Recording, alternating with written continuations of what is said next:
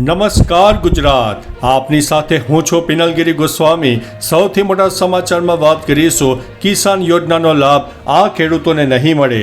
કિસાન સન્માન નિધિ યોજના હેઠળ કરેલી અરજીમાં કોઈ ભૂલ કરી હોય, જેમ કે નામ, જન્મ તારીખ અથવા તો લિંગ વિશે ખોટી માહિતી આપી હોય તો તમે પણ એ હપ્તો નહીં મળી શકે।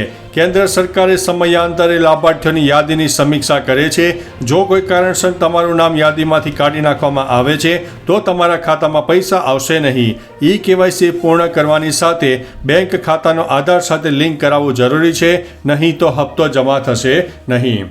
મિત્રો, અન્ય મહત્વના સમાચારની વાત કરીએ તો ઉનાળુ વેકેશનમાં સોમનાથ મંદિરમાં ભક્તોનો ધસારો જોવા મળ્યો છે। સામે આવેલા આંકડા અનુસાર 2 માસમાં 15 લાખથી વધુ શ્રદ્ધાળુઓએ દર્શન કર્યા છે। સોમનાથ મંદિર ટ્રસ્ટના ઇન્ચાર્જ જનરલ અજય દુબે માહિતી આપતા જણાવ્યું છે કે આ વર્ષે ઉનાળુ વેકેશનના એપ્રિલ 2025માં 7.15 લાખ જ્યારે મે 2025માં 8.15 લાખ શ્રદ્ધાળુઓએ મંદિરના દર્શને પધાર્યા હતા। મિત્રો, અન્ય મહત્વના સમાચારની વાત કરીએ તો ડોનાલ્ડ ટ્રમ્પે ચીની માલ પર ટેરિફ વધારીને 55% કર્યો છે। ડોનાલ્ડ ટ્રમ્પે ચીની વસ્તુઓ પર ટેરિફ વધારીને 55% કરવાનો સંકેત આપ્યો છે। ટ્રમ્પે કહ્યું છે કે અમેરિકા ચીની વસ્તુઓ પર 55% ટેરિફ લાદશે, જ્યારે ચીન અમેરિકન ઉત્પાદનો પર 10% ટેરિફ લાદશે। રાષ્ટ્રપતિ ટ્રમ્પે કહ્યું છે કે લંડનમાં બંને પક્ષો વચ્ચે વાતચીત બાદ તેમનું વહીવટી તંત્ર ચીન સાથે વેપાર સોદા પર કામચલાઉ કરાર પર પહોંચી ગયું છે। મિત્રો, અન્ય મહત્વના સમાચારની વાત કરીએ તો દક્ષિણ આફ્રિકામાં ભારે વરસાદ અને હિમવર્ષાને કારણે ભયંકર પૂર। દક્ષિણ આફ્રિકાના પૂર્વી કેમ્પ પ્રાંતમાં ભારે વરસાદ અને હિમવર્ષાને કારણે અચાનક પૂર આવતા ઓછામાં ઓછા 49 લોકોના મોત થયા છે, એમ અધિકારીએ બુધવારે જણાવ્યું છે। દેશના કેટલાક ભાગોમાં વરસાદ અને બરફવર્ષા બાદ આ વિનાશક પૂર આવ્યું છે। બુયાનની ઓફિસે મંગળવારે પૂરમાં 7 લોકોના મોતની જાણ કરી હતી, પરંતુ હવે મૃત્યુ આંક વધીને 49 થઈ ગયો છે। મિત્રો, અન્ય મહત્વના સમાચારની વાત કરીએ તો છત્તીસગઢમાં 2 નક્સલીઓને મારવામાં આવ્યો છે। છત્તીસગઢના સુકમા જિલ્લામાં બુધવારે સુરક્ષા દળો સાથેની એન્કાઉન્ટરમાં 2 નક્સલીઓ માર્યા ગયા હતા। પોલીસે આ માહિતી આપી છે। જિલ્લા પોલીસ અધિક્ષક કિરણ ચૌહાણે જણાવ્યું હતું કે કુકના પોલીસ સ્ટેશન વિસ્તારના પુસુગુમા ગામમાં જંગલમાં ગોળીબાર થયો।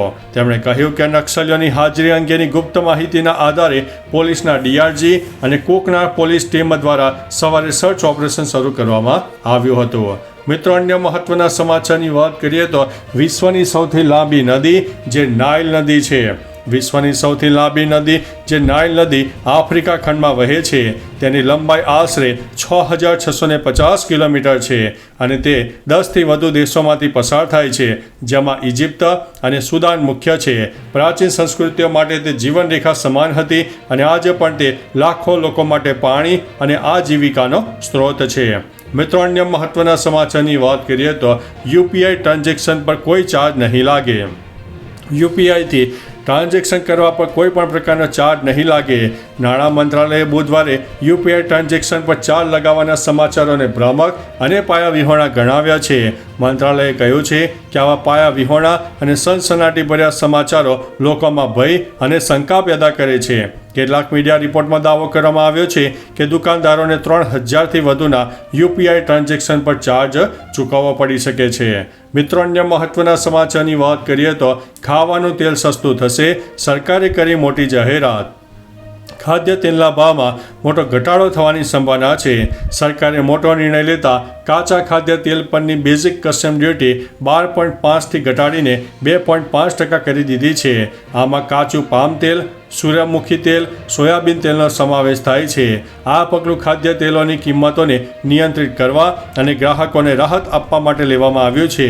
આ નિર્ણયથી ખાદ્ય તેલની કિંમતો 10% સુધી ઓછી થઈ શકે છે। મિત્રો, અન્ય મહત્વના સમાચારની વાત કરીએ તો સોનમ બોલી રાજે મર્ડરનો પ્લાન કર્યો, ત્યારે રાજે કહ્યું સોનમ જ માસ્ટર માઇન્ડ છે। હવે માનવું તો કોનું માનવું? રાજા રઘુવંશી હત્યાકાંડના તમામ આરોપીઓથી પોલીસ પૂછપરછ કરી રહી છે। આ દરમિયાન સોનમે જણાવ્યું કે રાજના કહેવા પર તેણે પતિના રાજાનું મર્ડર કર્યું, જ્યારે રાજનું કહેવું છે કે સોનમે જ હત્યાને પૂરેપૂરી પ્લાનિંગ કરી હતી। મેઘાલયના DIG ડેવિસે કહ્યું છે કે બંનેમાંથી કોણ સાચું બોલી રહ્યું છે અને કોણ ખોટું તેની ખબર ત્યારે પડશે જ્યારે બંનેનો સામનો થશે. હાલ અલગ અલગ પૂછપરછ કરવામાં આવી રહી છે. મિત્રો, અન્ય મહત્વના સમાચારની વાત કરીએ તો તાલાલામાં હાઉસમાં દારૂની મહેફિલ માણતા 23 નબીરા ઝડપાયા છે. ગીર સોમનાથના તાલાલા ગીર સ્થિત એથિત ફાર્મ હાઉસ પર પોલીસે દરોડા પાડીને દારૂની મહેફિલ માણતા 23 નબીરાઓને ઝડપી પાડ્યા છે. બાતમીના આધારે પોલીસે કાર્યવાહી કરીને દારૂ સહિત 41 લાખથી વધુનો મુદ્દામાલ જપ્ત કર્યો. રાજકોટ અને ગોંડલના રહેવાસી આ આરોપીઓ વિરુદ્ધ પ્રોહિબિશન એક્ટનો ગુનો નોંધીને મેડિકલ ટેસ્ટ બાદ જેલના હવાલે કરાયા છે. મિત્રો, અન્ય મહત્વના સમાચારની વાત કરીએ તો અમદાવાદમાં ₹500ની દરની નકલી નોટો ઝડપાઈ છે. જેમાં અમદાવાદમાં ₹500ના દરની 25 જેટલી નકલી નોટો સાથે એકને ઝડપી પાડવામાં આવ્યો છે. શખ્સ નાસ્તાની દુકાન પર નકલી નોટ સાથે પકડાઈ ગયો હતો. દુકાન પર તેણે નાસ્તા માટે 500ના દરની નકલી નોટ વેપારીને આપતા તે ઝડપાઈ ગયો હતો. મિત્રો, અન્ય મહત્વના સમાચારની વાત કરીએ તો ગુજરાત, રાજસ્થાન અને દિલ્હીમાં ઈડીના દરોડા સામે આવ્યા છે.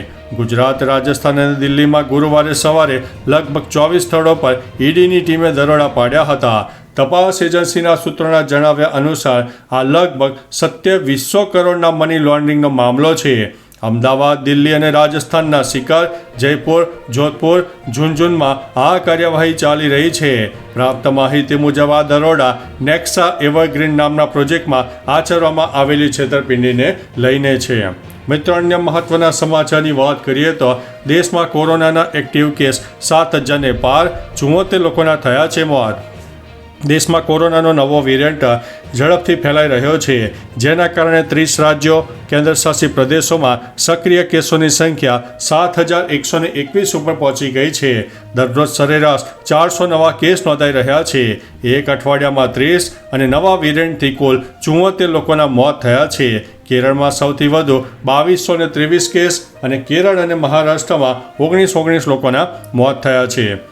મિત્રો, અન્ય મહત્વના સમાચારની વાત કરીએ તો હવે ચોમાસું ક્યારે બેસશે, વરસાદ ક્યારે આવશે? હવામાન વિભાગે ચોમાસાને લઈને આગાહી કરી છે. કાગડોળે ચોમાસાની રાહ જોતા લોકો માટે સારા સમાચાર છે. ગુજરાતમાં 15 જૂન બાદ ચોમાસું સક્રિય થાય તેવી શક્યતાઓ છે. ખાસ કે હજુ પણ દક્ષિણ ગુજરાતના તાપી, નવસારી, વલસાડ, ડાંગ તેમજ દાદરાનગર હવેલી સહિતના વિસ્તારોમાં હળવો વરસાદ થઈ શકે છે. અમરેલી, ભાવનગર, ગીર સોમનાથમાં પણ હળવા વરસાદના એંધાણ રહેલા છે. તો ચાલો મિત્રો, ફરીથી દેશ અને દુનિયાના સુપરફાસ્ટ સમાચાર લઈને મળતા રહીશો. ત્યાં સુધી અમને રજા આપશો. નમસ્તે.